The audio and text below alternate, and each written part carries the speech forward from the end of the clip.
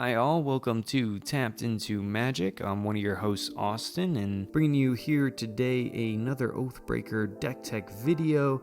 And today I'll be talking about my Xenagos the Reveler Oathbreaker deck with Shamanic Revelation as the signature spell for that. Now for me, this deck is aggro-ish, stompy, big boy type deck. It looks to ramp out early in the early game and then play big threats or threats early on that will grow so that the opponents have to either deal with them or continue to get punched in the face with them, which if you've seen any of our podcasts, which I do recommend you go take a listen to, you know this is the exact type of deck that I love to play. I like playing big creatures and punching my opponents in the face with them. Now I would like to give a little bit of a disclaimer at the beginning of this video. Just want to let you guys know that the decks that we do on this channel, Logan and I, when we build decks, most of the time it's with cards that we already own. So we don't have a ton of new cards that we build our decks with. That's why I don't have a lot of the newer sets in the last year or so in these decks. And also just wanted to let you guys know that all of these decks are also a work in progress. So all of your recommendations and any type of critiques that you guys might have in the comment section or anything like that, they are very welcome, because as I said, we are looking to improve these decks over time. Maybe get cards here and there to add to them to make them a little bit better or more efficient or any of those things. So I do want to kind of throw that out there as a little disclaimer here in this deck tech video. Now to get started, I'm going to be talking about Xenagos the Reveler. He starts with 3 loyalty and he costs 2 of any color, a red and a green. His +1 is add X mana in any combination of red and or green to your mana pool, where X is the number of creatures you control. This mana ability is pretty good, especially when we are able to throw down some mana dorks there early. We can use his +1 to ramp us pretty quickly in that early game to put out a big threat early on. His 0 is a put a 2/2 red and green satyr creature token with haste onto the battlefield. So not only are these really quick and aggro little creatures we can get on the board, but it also helps with his +1 in allowing us to ramp a little more by getting those creatures onto the field. And his -6 is exile the top 7 cards of your library, and you may put any number of creatures and or land cards from among them onto the battlefield. Now this deck does have 21 creatures in it, so that -6 does have a very significant chance on getting a good amount of creatures onto the board with it, as well as probably and more than likely getting at least one good threat onto the board as well that we can start using to try to wipe out our opponents. And the signature spell for Xenagos is Shamanic Revelation. It is 3 green for a sorcery, and you get to draw a card for each creature you control, and it does have ferocious, so I gain 4 life for each creature I control with power 4 or greater. Now this deck does have quite a few cards that do have 4 or greater power, so there is good occasions where we will be able to get that ferocious trigger off. But the biggest thing here is this deck does not have a ton of card draw in it, so that's why I chose Shamanic Revelation as the signature spell here, mainly because it allows access to card draw in colors that, well, red does have some decent card draw in it, but overall colors that don't have a ton of card draw. And when we're able to get a lot of creatures onto the field, Shamanic Revelation does a lot of work and makes sure we're continually drawing into threats. That's why I have Shamanic Revelation here as the signature spell for Xenagos. Now the first category I'm going to be talking about here is Mana Ramp, and the first one I want to talk about is just Gruul Signet. It is a 2-drop mana rock artifact, and you pay 1 into it and you can tap it for a red and a green, so a little bit of mana fixing for us there, as well as a little bit of ramp. I have the Sakura Tribe Elder, which costs 2, and we can sacrifice to search for a land. I have Arbor Elf and Llanowar Elves and Elvish Mystic, all in some way, shape, or form will get us a green mana, or in the case of Arbor Elf, possibly a red mana as well. And then Zerta Druid, which can tap for a green, and then whenever you do tap him for his ability, it does deal 1 damage to each opponent, and that incremental damage on that is no joke there either.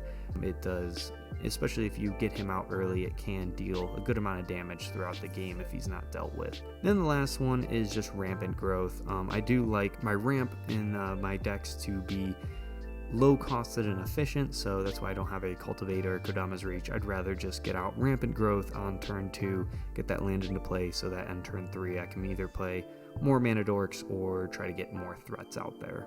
The next category I want to talk about is card draw, and in this category I only have 2 here. It is Harmonize, which is a signature green spell here, and it just allows us to draw 3 cards. And then the other one is Triumph of Ferocity, which is a 3-mana enchantment that if we control the creature with the greatest power or tied for the greatest power, we get to draw an extra card on our upkeep. So a lot of times this just ends up being a Phyrexian Arena that we don't have to pay life for, which is awesome. Next category I'm going to be talking about is removal, and most of the removal I have in this deck is going to be damage based. The only exception here is Reclamation Sage, which is an elf shaman that when it enters the battlefield we're able to destroy an artifact or enchantment.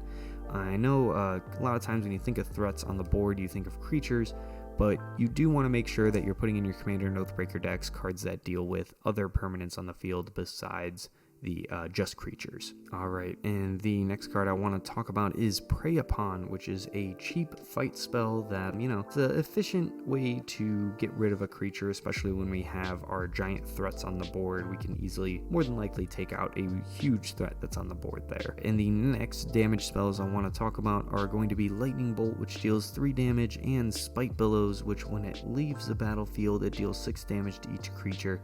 Both of those are good damage-based things. Lightning Bolt, better in Oathbreaker than it is in Commander just because of the faster format. You're going to have more efficient and smaller creatures on the board. So I do think Lightning Bolt is actually pretty decent in Oathbreaker compared to Commander. Now, when you do have bigger creatures on the field, that Lightning Bolt or Spite Billows just may not cut it. We do have Clan Defiance here, which as long as we have a lot of mana on the field, we're able to deal damage to creature without flying, creature with flying, or target player. If we have all 3 targets available to us, we can do all 3. So this card's just great. It allows us to do a lot of total damage, which I really like. Alright, and the next 3 cards I want to talk about here are all going to be a sort of board wipe in a way. They're not the best board wipes, they're not the type of board wipes that I like to run, but in red-green you don't have a ton of options, so the board wipes I included in this deck are Savage Twister, Magna Quake, and Blasphemous Act, all of which deal a massive amount of damage to each creature on the field. Magna Quake is very good because it also hits Planeswalkers too, so that has the potential to take out your opponent's Oathbreakers as well. Alright, and the next category I'm going to be talking about is kind of a random category I kind of set aside. It's just a little bit of value that's added to the deck. It's 2 cards that I may rotate out if I find things that I want in place of them, but as for now, they're good placeholders and just all around decent cards. They are Eternal Witness and Anger. Eternal Witness will allow us to get any card back from the graveyard to our hand, and if we have some way to get Anger into the graveyard, that allows us to give all of our creatures haste, which is great for the aggressive strategy that we want with this deck. Alright, now we're going to be getting to the biggest category I have for this deck, and that is just the threats. This is the big boys, the meat of the deck. This is the reason we're playing the deck. It's going to be all the fun creatures that we get to play out on the board and just punch our opponents right in the face with. Now, I'm going to be starting with our creatures that can get out semi-early and can kind of grow into bigger threats as the game progresses if they're not dealt with immediately. And those cards are Managorger Hydra and the Champion of Lampholt.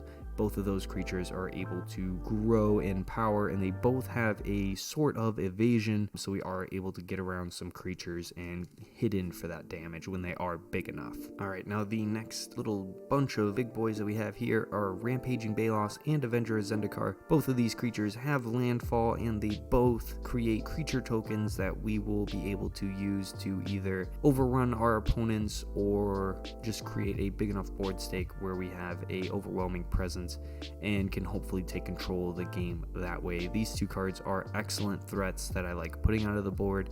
Avenger of Zendikar and Rampaging Bolas, I feel like belong in almost any green deck that you can make. The next couple of cards I have here are going to be threats that are threats on their own, but they also deal damage in some way, shape, or form outside of attacking. And they're going to be Inferno Titan, Dragon Lord, Atarka, and Stormbreath Dragon. All of these creatures come down and in some way, shape, or form are either to deal direct damage, so they are Inferno Titan and Dragon Lord Atarka are in themselves somewhat of removal, and then Stormbreath Dragon here allows us to deal symmetrical damage to all of our opponents when we make him monstrous. So not only does he grow into a bigger threat, but we are able to kind of hit all of our opponents at once for all of the cards that they have in their hand.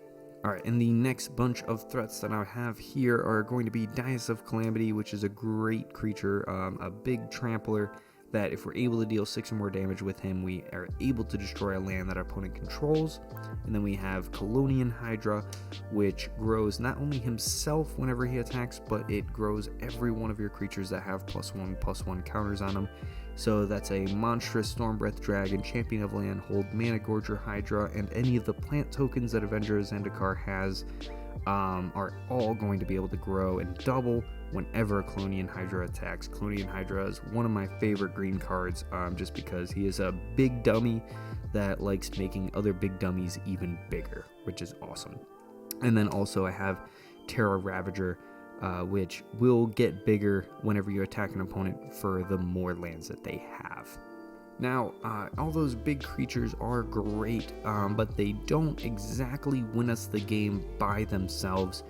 So I do have a group of cards here that help us win the games with our big creatures, seeing as a lot of times they're not going to be able to do it on their own. Now, the first cards that are going to help us win the game here are going to be Overrun effects.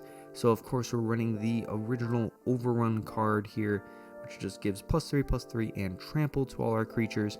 We also have Pathbreaker Ibex, which does a similar thing to that. It is almost a budget version of Crater Hoof Behemoth, so if you would rather have that in this place, that'd be great, but I know a lot of you are budget conscious, so Pathbreaker Ibex is great.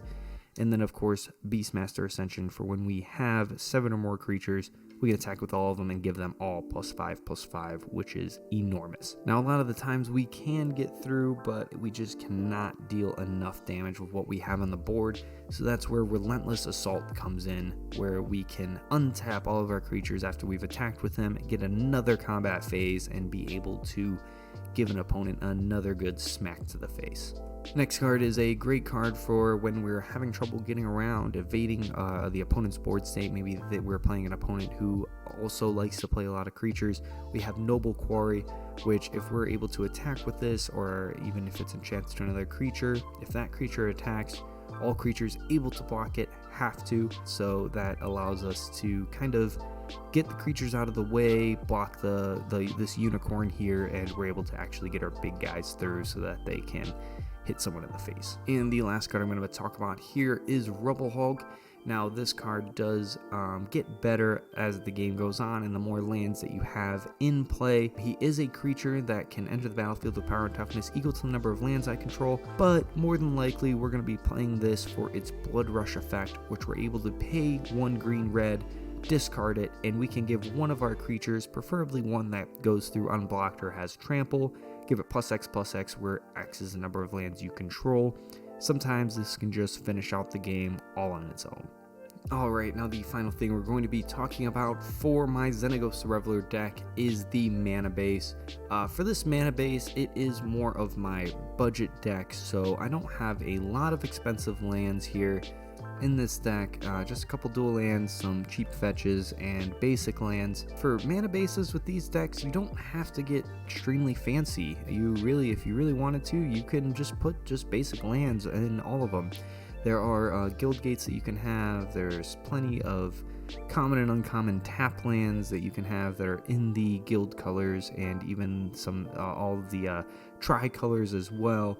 So mana base, I feel like especially, is very much up to you.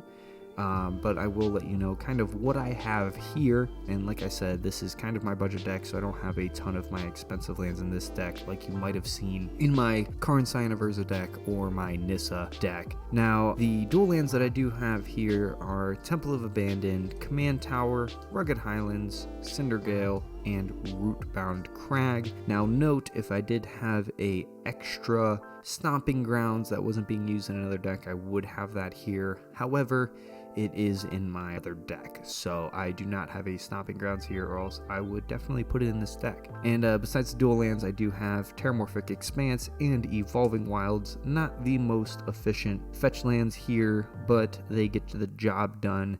They find us our missing colors. If we're kind of stuck without red mana or green mana, they can go ahead and fetch those out. And to round out the land base here, I have 7 mountains and 9 forests.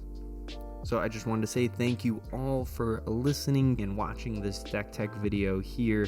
This deck, as you know, and as I said at the beginning of the video, it has a play style that is near and dear to my heart. It is ramping up, playing big stompy dudes, being the threat at the table and forcing your opponents to deal with it or face the consequences. That's the exact type of Magic that I like to play, so I do love this deck a lot. But also, as I said at the beginning of the video, go ahead and throw some critiques down at the bottom.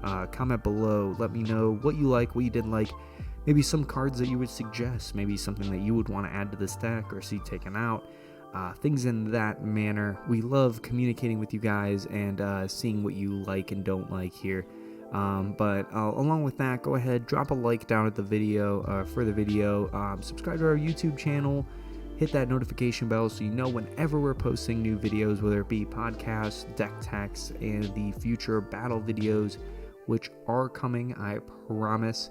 But again, thanks guys so much. I really appreciate it. Till next time. Peace.